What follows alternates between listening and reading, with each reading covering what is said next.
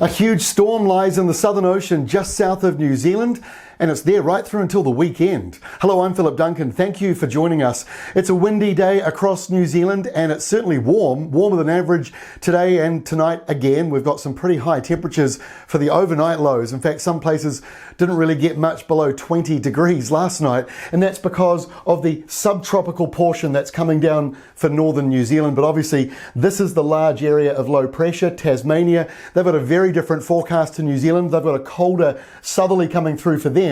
At the moment, we're on the warmer side of things, and this low not really moving much over the next few days. So let's try and make sense of it. First of all, we'll start off with the rainfall. This is what has already fallen in just the last 24 hours. Now, the North Island doesn't have much. You're just up around here, a couple of showers, but it's really the South Island's west coast. Some of these areas up in the mountains have had already 200 to 250 millimeters, and that was just in the last 24 hours. Now, as we move ahead over the next 3 days, there is another 250 millimeters coming. So plenty of rain falling for the west coast.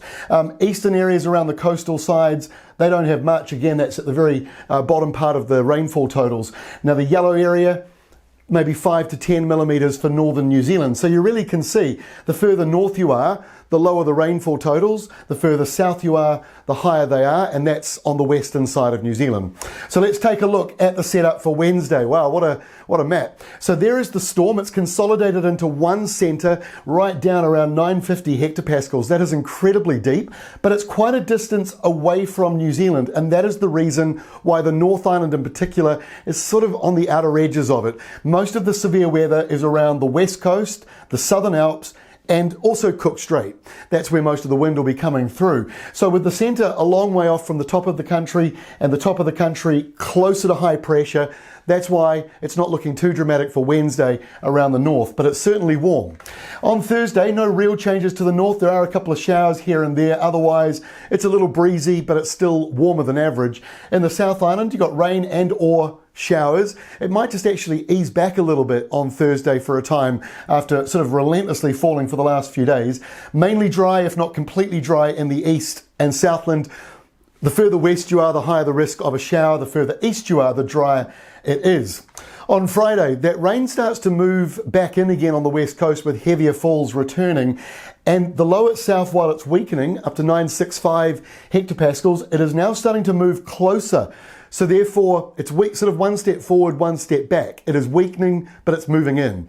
And so what we're going to find with that is the winds start to pick back up again on Friday, especially around the South Island and then around Wellington and Cook Strait. The rain becomes heavy again on the west coast, but it's a subtropical warm day with mostly sunny weather in the North Island for Friday. And it doesn't change a lot for the North Island on Saturday either. That's why we're really stressing. Not everyone's really caught up in this large low pressure system. So as we go into the weekend, subtropical winds coming down for the North Island, warmer than average for you. Rain on the west coast. There will be a couple of heavy falls, but there'll also be some drizzly falls in there too. And eastern areas, windy with gales around that central part of New Zealand.